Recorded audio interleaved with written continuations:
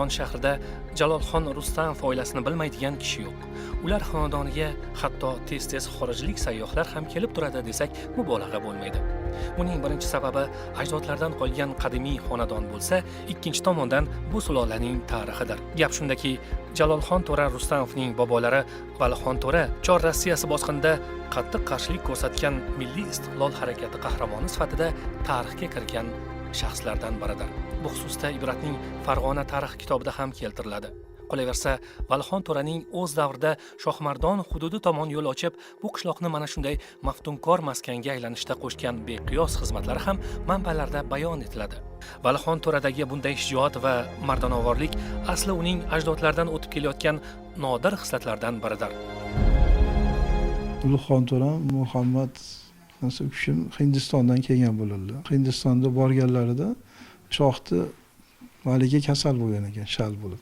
Butun tabiblar chaqirishganda, ish tuzatilmaganda, u Valixon To'ram kelganda eshiklaridan telib otini aytganda shalonim turib ketgan ekan. O'shanda u shoh u malikani nikohlab berishganda, Ubaydullaxon To'ram Kirgil mozorida tug'ilganlar. Akalari keyin Xitoyda oppoq xo'jam. Shunaqangi butun ulug' allomalar bulardan tarqagan hammalari. Bu Saidzodalar payg'ambarimiz avlodlaridan Valixon To'ramlar qabri bu yerda Kirgil mozorida Ubaydullaxon To'ram kelishganda mana shu tarixiy obida eski nimalardan, shulardan To'ramlar, Saidlar tarqagan. Saidzodalarda 1920-yillarda butun urush mahal nima bo'lgan mahal, butun qarsholi nima bo'lganda chetlarda butun qiynalganlar va boshqalarga chetda ustuvosh ovqat ham yo'lab berishgan. Vaqtlarda o'sha Nodira begimlar chetda yashab, chetda to'ylari bo'ldi. Bor ulug'lar biz bilmagan qancha odamlar o'tgan. O'z navbatida ta'kidlash kerak, xonlik davrida Saidzodalar avlodi nihoyatda qadrlangan va hatto xonning o'zi ham davlat boshqaruvida ularning maslahatiga tayangan. Shu ma'noda aytmoqchimizki, Valixon To'ra ham o'sha davrda Xudoyorxonning yaqin maslakdoshi bo'lib, xalqqa ulkan yaxshiliklar qilgan. O'z hisobidan muhtojlarga yordam berib, doim el bilan yelkama-yelka turganligi haqida tarixiy qo'llanmalarda bayon etiladi. Shu mahallada yashaymiz, 70 yoshdaman. Bizda da bularimiz shehlarga muriflik qilib o'tishgan.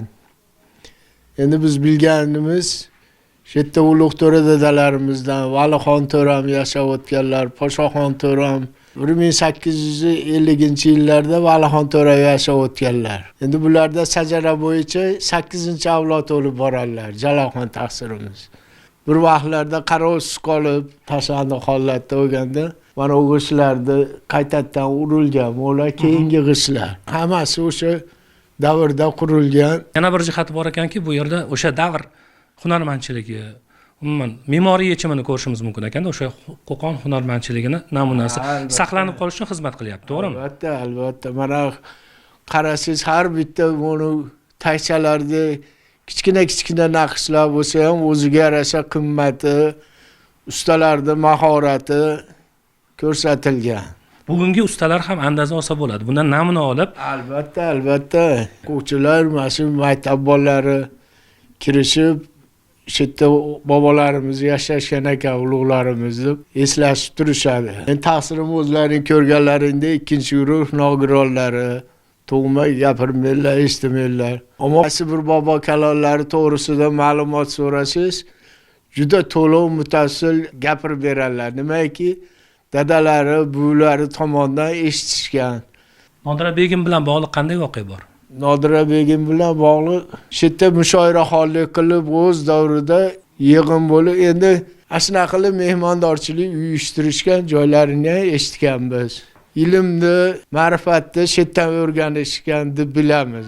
Ha, tarixiy manbalarda bayon etilishicha, mazkur xonadonda o'z davrida shoira Nodira begimning nikoh to'ylari bo'lgan va biroz muddat shu yerda yashagan ekan. Bu albatta alohida tarix. Bugun Marg'ilon shahridagi Jalolxon To'ra Rustamov xonadoni madaniy meros ro'yxatidan o'rin olgan.